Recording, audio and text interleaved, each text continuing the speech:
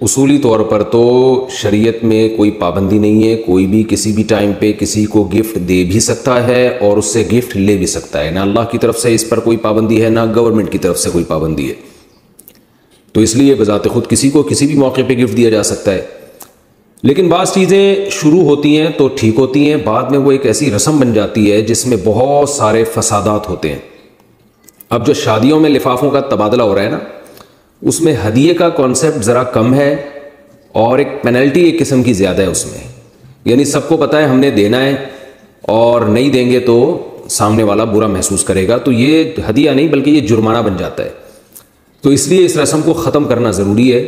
اور یہ بہت پرانی رسم ہے، فقہا نے اس کے خلاف بہت پہلے سے لکھا ہے، اور اس کو تو فقہا نے قرض شمار کیا ہے،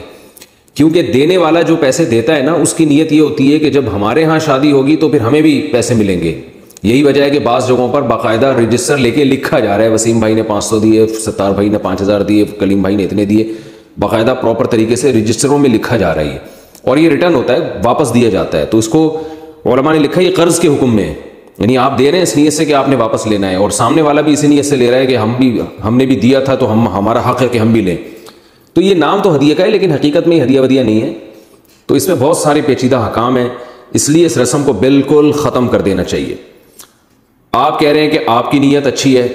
آپ دل کی خوشی سے دے رہے ہیں، تو ٹھیک ہے آپ دل کی خوشی سے دے رہے ہیں، لیکن آپ کے دینے سے ایک غلط رسم کی تائید ہو رہی ہے۔ ایک آدمی صحیح نیت سے دے رہا ہے، باقیوں کی نیت ٹھیک نہیں ہے، تو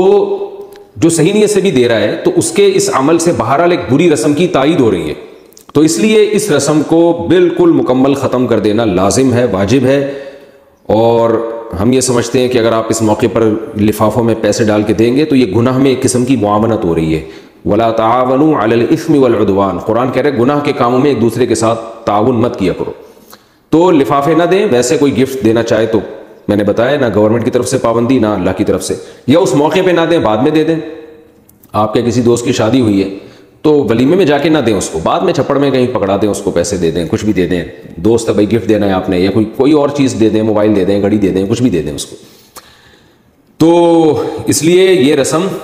بہرحال واجب الترک ہے، اس کو چھوڑ دینا لازم ہے۔